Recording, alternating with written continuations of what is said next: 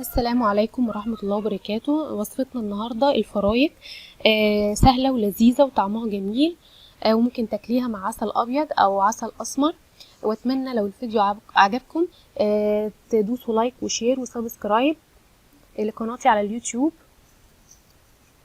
وهنبدأ معاكم الطريقة والمقادير. معانا نص معلقة ملح كبيرة، معانا كيلو دقيق، معانا لتر حليب، معانا 350 جرام سمنة بلدي، ومعانا معلقة بيكنج باودر.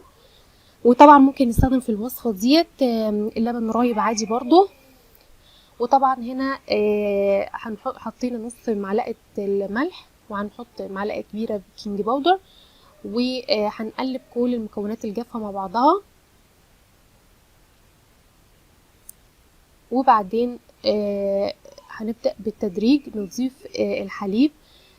وطبعا بيختلف نوع الدقيق من التاني لاستيعابه للسوائل اللي احنا هنضيفها له. يعني في انواع من الدقيق ممكن ما تاخدش كل لتر الحليب، وفي انواع ممكن بتاخد لتر الحليب كله. ففي وصفتنا ديت هناخد لتر الحليب الا كوبايه لبن متوسطه. وهنعجن المكونات كلها مع بعضها طبعا. وشرط ان العجينه دي تكون ناجحه، لازم تكون العجينه لينه جدا. ده شرط اساسي لنجاح الوصفه في الفرايك، ان العجينه تكون لينه جدا. وهنبدا نعجن ونضيف اللبن بالتدريج لغايه ما نغلف كل حبات الدقيق باللبن الموجود عندنا هنا بالشكل ده كده.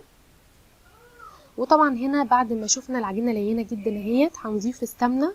عندنا هنا سمنه بلدي، مش ما ضفناش كل السمنه البلدي، استخدمنا بس حوالي ربع كيلو دقيق، ربع كيلو سمنه في الوصفه ديت. وطبعا الباقي السمنه هنستخدمه في اخر الفيديو هتشوفوا معانا. ولازم نفتح العجينه بالشكل ده كده عشان تشرب كل السمنه الموجوده عندنا هنا.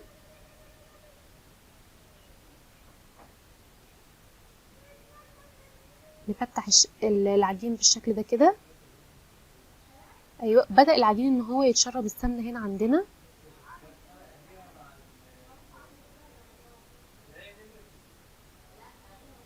ايوه بالشكل ده كده.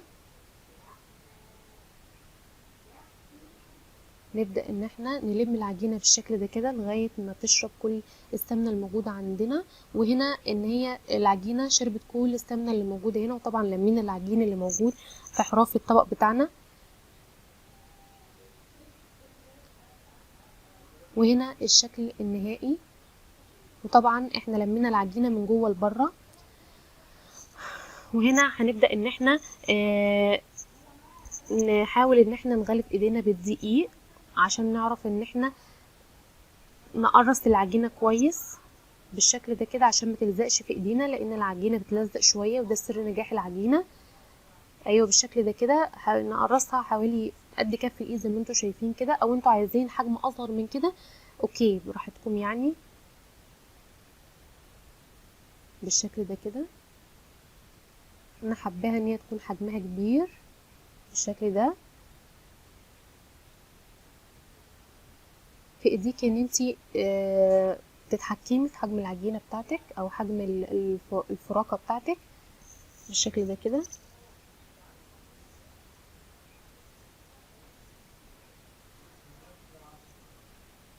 نشوف مع بعض كمان واحده.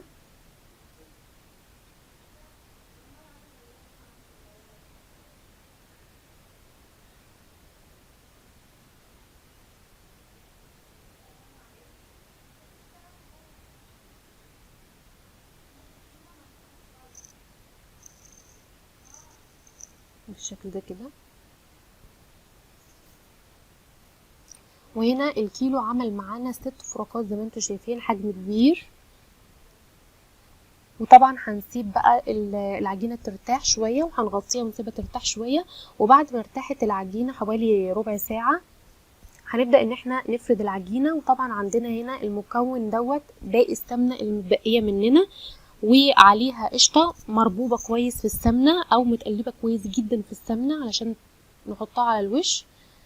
ونبدا ان احنا نفرد العجينه بالشكل ده كده. وطبعا لو انت ما عندكيش قشطه، ممكن تجيبي سمنه نباتي عادي وتحطي عليها بيضه او بيضتين على حسب الكميه اللي انت عاملاها، وعليها فانيليا علشان ما يبقاش فيه ريحه زفاره، وتربيهم كويس في بعض وتحطيهم على الوش برضه. وهنا هنبدا نفرد العجينه بالنشابه او عجله الخبيز المتوفر عندك، ونفرد فيها كويس بحيث ان سمكها يكون رفيع شويه، مش رفيع جدا، لا سمكها يكون كويس رفيع شويه.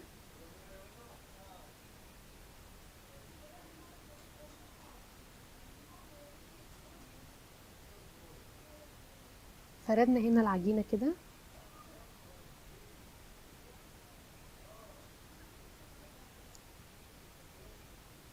هنعمل واحده كمان قدامكم، نفردها كويس بالشكل ده كده، الاطراف والوسط.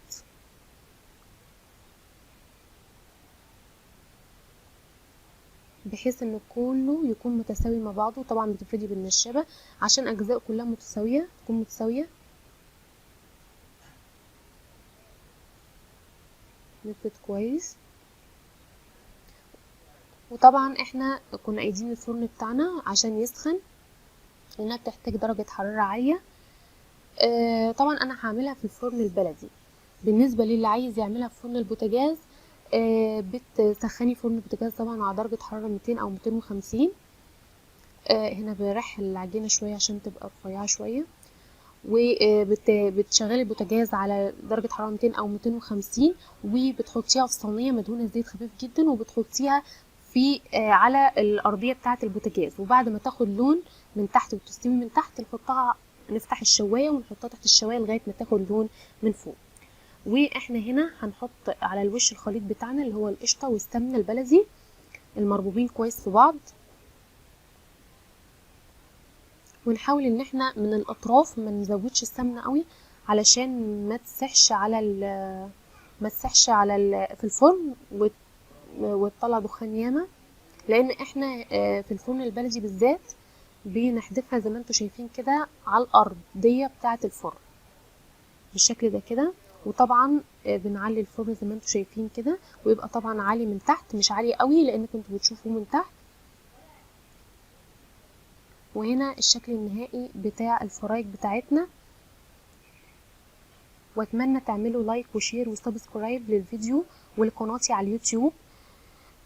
واتمنى لكم مشاهدة ممتعة، والسلام عليكم ورحمة الله وبركاته.